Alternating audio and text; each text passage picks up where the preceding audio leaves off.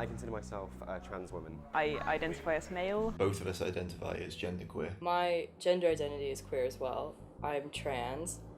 I'm a boy-ish. I'm transmasculine. I like that. I've never felt 100% woman, ever. I'd just describe myself as non-binary. I identify as agender, which is to say that I don't identify with any particular gender on binary at all. My presentation varies, so my presentation is more fluid. I don't feel like either, and I haven't for most of my life. For me, I am the slightly cliche. If something was always off, but you didn't have a name for it or anything like that, you couldn't say, go up to your friends and say, "Mammy, I think I'm trans." For me, being a trans woman, it feels like, and it is a cliche, but it feels like I'm a woman trapped inside of a man's body. I don't believe in the binary, but then I don't feel comfortable being seen as a woman, so that's why I identify as a trans guy. A transgender person, somebody who doesn't identify as the gender they were assigned at birth. A cisgender person is somebody who does. This is cisgender. Trans is everything else, like, that isn't cis, which is, it's like cis is like a very specific thing, and trans is just like all the rest of it. Like, gender is infinite. There's like pink and there's blue. Well, there's more colours than that, basically. There's all kinds of different. It's the same with gender. A non-binary person may or may not identify as trans. There are people who identify as bigender, so both man and woman. There are people who are gender fluid, transmasculine or transfeminine. I don't really like identifying as a man anyway. I think more like a demi-boy, but like, because masculinity's like, it fits, but it also grosses me out. I couldn't figure it out for a long time because I had body dysmorphia and I was diagnosed with that when I was a preteen. And so being uncomfortable with my body was my everyday, and I'd already put it down to this thing. And something I found is since I came out as trans, my body dysmorphia has gone through the floor. It's still very much there, but I think some of it was definitely gender dysphoria, and I had no idea what it was. I mean, it's really not cut and dry because I still very much identify as femme in presentation. And I don't think I could ever lose that. And I think that was the only thing that made me feel comfortable when I was still trying to live as a woman. That because it was so high femme, it felt more like drag. I was expressing masculinity to my boyfriend, and I said something offhand about like, oh, I wish I were a boy. And he said, "Are you trans?" And I said, "What is that?" It was something I always felt, but I didn't know it was different, if so to speak. I thought that was just normal, not to imply that it's abnormal, but I mean, to me, that's all I ever knew. I mean, I didn't even know non-binary people existed till I was about 20. And I mean, I didn't even know that people who'd been assigned female at birth transitioned until I was in my late teens. For a few years, it was really scary, and it didn't help that like this guy was also a jerk, and like he introduced me to the idea of trans, but he was also like really terrified of me transitioning, and he really discouraged it. So that, I mean, it was okay so long as I was doing this like androgynous girl thing, like that was cool by him. But if it went beyond that to being more like boy who doesn't know how to dress himself because he's never done it before, like that wasn't allowed. Before, when I was a girl with boy partners, it was, it was quite heteronormative and it was fine and nobody was nervous about anything. But now that I present as masculine and I've got masculine partners, like they're nervous about holding hands in a way that like I forget that we might experience homophobia or biphobia, but they're quite conscious of it because they've been socialized in like hegemonic masculinity and homophobia in a way that I haven't been. I wonder what it's going to be like as I like pass more, if I'm going to acquire some of this nervousness about being out with men. But I also think I'm going to do better in the gay bars, so it would be a trade-off. But it was only in the last 10 or so years that I heard the words genderqueer or gender fluid or non-binary being used. And it took me a while because I thought I had to be one or the other. And either I was happy being a woman all the time, or I was failing at being a woman, and I must want to be a guy.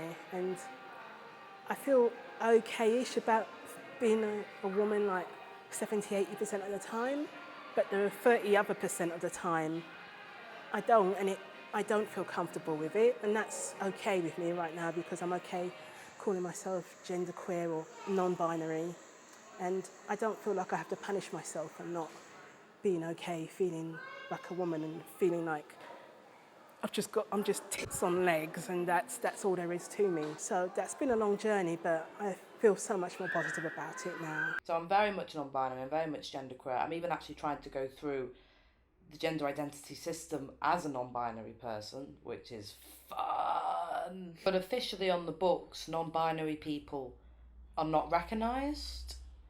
So because I don't identify as male or female, I'm worried that when I finally do get my clinic appointment and go to the gender identity clinic, I'll just be told to leave. That, you know, figure out your gender and come back. But I have figured out my gender. I know what it is. I know what treatment I want. It is just the case I feel there's going to be very strict gatekeepers for me. I'd never be able to afford to go private, but I'm worried that that might be the only option left for me one day. Oh, if you're disabled, then they'll pretty much tell you to go home. I've known people who, even though they've been almost ideal candidates, they've realised they were trans since children, they've gone through doctors, they present properly. I had a friend of mine who was autistic, she was told to go home. I've known people because they have depression, they've been told to go home. Even if these problems are intimately linked to you not being able to transition, Such as the depression. they'll still tell you to try and sort that out first. As soon as you mention you're intersex, there's a whole barrage of other things that can come out. You can be set back years and years and have other psychological so-called tests they need to do, which really won't actually amount to anything in the way of diagnosis. We tend to pass information around and coach people we know about the right thing to say when you're at the clinic so that you will get treatment. My little brother is 23-year-old American boy, and my mom's queer as well, and like that's always been really normalized. But as soon as I came out as trans, it was like, oh, why do you have to talk about it? Why is it so political? Why do you have to like all these words, and like, don't call me cis, that's a slur, and just like actually said that to me, like, cis is a slur. It's like, I don't think you know what that means if that's what you think. Like, who told you? You've been on Reddit for too long. My sister is still living with my parents, and so in that Christian environment, but she especially, like, she's 19, and I think there must be like a generational gap of some kind between these things, because she was just, it was no big deal for her. It was like, okay, so I asked her, like, do you know about what it is to be transgender? And she was like, yeah, I know. And I was like, okay, well, that's me. I'm transgender. I identify as male. And she was like, all right, yeah. And then she asked a couple of questions, but that was that. So that was really pleasant experience. It wasn't easy coming to terms with being bi, but it was really hard. The hardest thing that I've ever come to terms with is my gender and like being out to people. With bisexuality, it was really easy. I kind of was just like, oh right, this means that I'm bi, that I've had crushes on girls previously, but I didn't realize they were crushes at the time, but then I realized, and I was like, okay, yeah, that's no big deal. So I kind of had a framework for that. I didn't have so much of a framework for being trans. I had a couple of trans friends, but they experienced transgender a bit differently than I do, and I had this conception of transgender as growing up and knowing, like, when you're really tiny, you know in your heart of hearts that you are in wrong gender and wrong body or something, and that's obviously nowadays I know that that's not always the case, and I definitely know that wasn't the case for me. I always feel a little bit bad saying this, but I get on best with other bisexuals in terms of romantically and sexually, because I find there's no assumptions there. If someone says that they're straight and they're I don't know, like they're a cis man and they present masculinely in this like normative way, and whatever, and they say, and they're straight. I don't know if they mean they're attracted to femininity, or if they mean they're attracted to vaginas, or if they mean they're only attracted to vaginas and femininity in combination. But I know it isn't that, right? Like, it's more complicated than that, because like straight guys can be attracted to girls who aren't very femme, but they're girls. But what is it about that girlness that is like, if it isn't the gender expression of femininity or androgyny or masculinity or what, like, you don't know what someone's genitals are.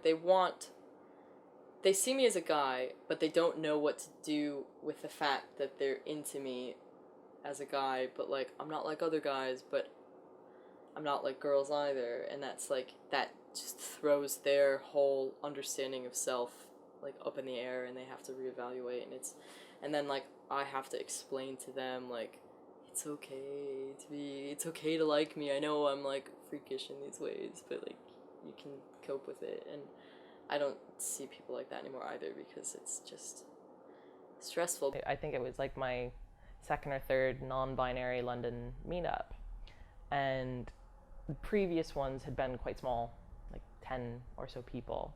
Really nice, but kind of more what I expected. And then all of a sudden it was like 30 or 40 people. And I was just kind of like, wow, oh my gosh, we're out there, we exist. Like, this isn't just in my head. I've had binary trans people, I'm not trans, tell me I'm not trans. Yeah. That's fun. When you've got people who are meant to be in your own community telling me that. It's ridiculous. But it just ends up harking back to when you hear gays and lesbians telling you, what are you doing around here, you're bi. It just feels like a very similar kind of bigotry. With regards to being attacked and have vicious slurs thrown at me and have death threats and a whole host of enjoyable things. But most of it's been around me being trans rather than bi, so I genuinely couldn't tell how. Sometimes you can't tell the difference. I mean, it's like you can't single out a specific point sometimes as to why someone's doing something. I was in an abusive relationship, it was 6 years long, and I wasn't allowed to explore my gender in that relationship. You would see him almost visibly be sick at the idea that I was anything other than female. I'm actually pretty comfortable with my body. Not 100%, but more than many of my friends and people I've known who've, suffered from really heavy dysphoria. Most of my dysphoria comes more from how I'm perceived and how people interact with me, because most of the world still doesn't even know that non-binary genders exist, let alone how to treat people. I haven't actually really found the solution to it either. There's no surgery I can get or pill I can take that's going to make me look on the outside the way I feel on the inside.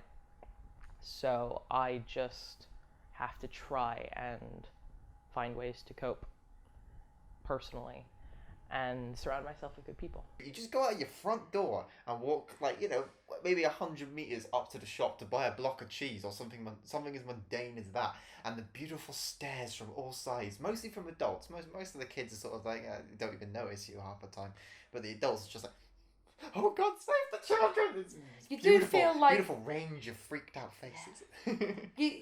you do feel like a sort of B-movie horror supermodel. That everyone is terrified but fascinated. One thing that I always tell people, always tell my cis friends, is it's okay to ask. It's okay to say, hey, what's your pronouns? Hey, what name do you prefer to go by? To feel like I am really a man, I felt like I have to have this notion of what it feels like to be a man, and I've never had a very clear picture of that, except nowadays I feel like, well, being a man is just feels like being me because I am a man. I don't want to be a guy. I just want to be not a woman some of the time, and so that takes a lot of work and dedication and accept those parts of me. But it's an ongoing thing, but I feel happy with that. Two sides, no in between, began I don't know when.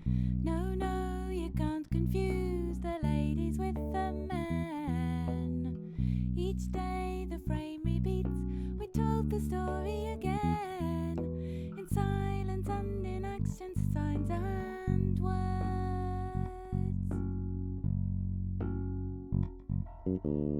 These are the questions